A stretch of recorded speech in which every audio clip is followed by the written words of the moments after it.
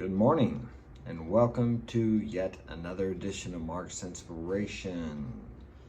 I have about 500, maybe 550 videos out so far. Somewhere in there. I checked the other day, it was 440 something. So this may be my 550th video. But with that being said, today's topic is going to be complaining. Excuse me. And why do I want to talk about complaining? Well, Lord knows I've complained enough. But do you understand when you're complaining, you're talking about and putting emotion into something you don't want. And the more you complain, the more you focus on what you don't want with emotion and feeling, guess what you get back? More of what you don't want. And I know it's difficult not to complain.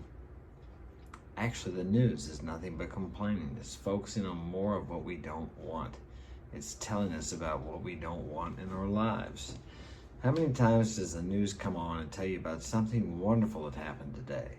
And guess what? There are many, many wonderful, loving, caring, compassionate things that people do every day in the world. Every day. But that doesn't make headline news, does it? No, it doesn't. People want to see the negative. And guess what they want to talk about? They want to talk about the negative. And the real problem with news and media such as that is half of it, who knows how much of it is even true. They want you to watch. So they're going to dramatize it. I listened to them the other day because I was in a house where they had the news on. And they use words like, they just really, it's almost like a movie. They make it like as exciting and dramatic and as frightening as they possibly can because they want you to watch. I'm not saying that's wrong or right. You don't have to watch. I don't watch it. The only time I even hear the news is if I'm in an airport or if I'm working in someone's house or around a place where I have to be there and the television is on. But many people consume this all day long. And then what do they talk about? They talk about what's going on inside of them. And what has gotten inside of them is a lot of negativity, a lot of things they don't want into their life. So, more of the time, many times, they complain about that. They talk about the things they don't want because they watch it all day on the news or they hear it on the news, on the radio, the commercials. I listen to music occasionally, but when the commercials come on, I shut it off. I have a YouTube channel, as you know, but I have a YouTube Premium, so I don't have to listen to any of the commercials. I pay the extra money. What is it, $15 a month to not be influenced by things I don't want into my head? All those commercials are someone else's agenda of what they want you to do. Wouldn't you rather run your own life? Your subconscious mind runs your life. You may not think it does, but it does. I think they've done research, or I read about it, where they realized that every choice, decision, action that you take was done subconsciously just a few split seconds before you consciously do it, before you actually take the action. So back to complaining. If you catch yourself complaining, don't beat yourself up over it. Just stop and think about what you want. Because every time you complain, there is an opposite of that. For every yin, yang, in, out, up, down. So catch yourself complaining, recognize consciously what you're complaining about, and then think about what is the opposite of that. Because whatever the opposite of that is, that's what you want. And then change your thinking to that. Even if you can't stop your thinking, sometimes it's difficult. Think of an affirmation that you can say that is opposite of the complaint you were making before, and say that over and over, almost like a mantra. I mean, if you're in a place where you can't do that, you can say it silently to yourself, or you could whisper it to yourself. Fortunately for me, a lot of times during the day, no one's around, I can say it loudly to myself. Sometimes people walk up on me and catch me doing that. They may think I'm a little crazy. I know my sons say sometimes, we don't know whether you're talking to us or you're talking to yourself. Because many times I am talking to myself. Hey, when I'm alone by myself, I'm in good company. And you should be too. You should be your own best friend. Quit beating yourself up if you catch yourself complaining. It doesn't do any good. Don't self-flagellate like the monks did many years ago, thinking that that's going to get you closer to God.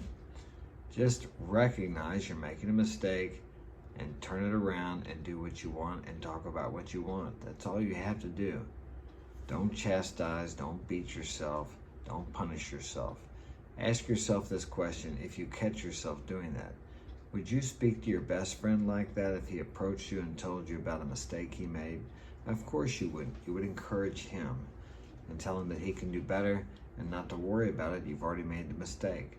Well, you need to do the same thing with yourself when you catch yourself complaining or making any number of mistakes that we're going to make in this life if we're doing something besides sitting behind a computer screen. Go out there and live your life. Make some adventures. Have some drama, but constructive drama in your life. Be out there taking risks in the direction of what you desire to achieve in life. Whether that be making money, meeting women, making a family, whatever it happens to be, whatever your dream or your desire is, take some action. And that action will spring from your thinking. First, you must believe that you can do it, and you can.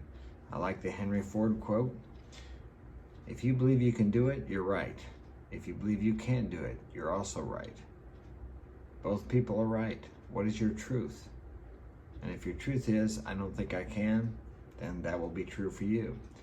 You can change that though. Start telling yourself that you can. Go look in the mirror. I like Louise Hay's teachings.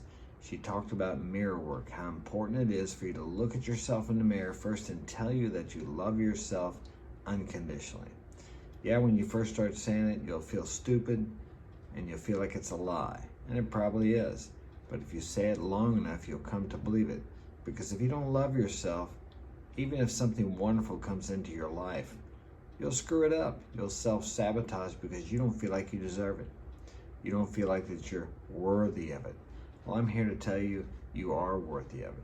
And if you have low self-esteem, like many people have, like I've suffered from, do esteemable things. Help other people. Contribute to society. Contribute to humanity. But do it in a way that you don't expect anything back from the person you're giving it to, and it will come back to you multiplied. I say this all the time too. I cannot do anything to you or for you without it coming back to me multiplied many times over. It's a universal law. You don't have to believe it, but just like the law of gravity, you can't see it, but go jump off the building. If you don't have a parachute, it's not going to end well. That's all I got for today. If you'd like to get my help personally, my website is marksinspiration.com. And what else? Like and subscribe now. Thanks for joining me. I'll see you tomorrow.